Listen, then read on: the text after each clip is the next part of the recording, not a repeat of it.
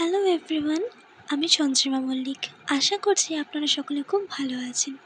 আমার আগের ভিডিওটিতে আপনারা দেখেছেন যে আমি একটি মাটির ফুলদানির ওপর লাল সাদা রঙের কম্বিনেশনে একটি ডিজাইন করছিলাম। আজকে আমি সেই ভিডিওটিরই পার্ট 2 নিয়ে আপনাদের কাছে এসে গেছি। আজকের ভিডিওটির মাধ্যমে আমি আপনাদেরকে এই মাটির পাত্রে ডিজাইন করার সঙ্গে সম্পর্কিত একটি উপায় বলে রাখছি। এইরকম মাটির পাত্রে ডিজাইন করতে হলে যেই পাত্রটির ওপর আপনারা ডিজাইন করবেন বলে ভেবে রেখেছেন, সেই মাটির পাত্রটিকে প্রথমে ভালো করে জল দিয়ে ধুয়ে পরিষ্কার করে নেবেন এবং সেটিকে সাদা অ্যাক্রিলিক কালার দিয়ে সুন্দরভাবে কভার করে নেবেন। এরপর সেই সাদা রঙটি সম্পূর্ণভাবে শুকিয়ে গেলে আপনাদের পছন্দের রঙ অনুযায়ী আপনারা বিভিন্ন রকম ডিজাইন তার উপর করে নিতে পারেন।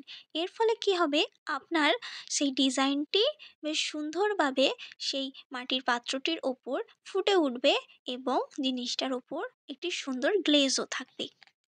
এরপর ডিজাইনটি কমপ্লিট হয়ে গেলে আপনারা সেটির উপর একটু ভার্নিশ অ্যাপ্লাই করে নিতে পারেন। এর ফলে ডিজাইনটি টেকসইও থাকবে, কোনোদিন নষ্ট হবে না এবং সেটির মধ্যে একটা ভালো গ্লেজও থাকবে। সো এই হলো আমার এই মাটির ফুলদানির ফাইনাল লুক। আপনারা অবশ্যই কমেন্ট বক্সে জানাবেন এটি কেমন হয়েছে। আজকের ভিডিওটি এতটাই রাখছি। ধন্যবাদ।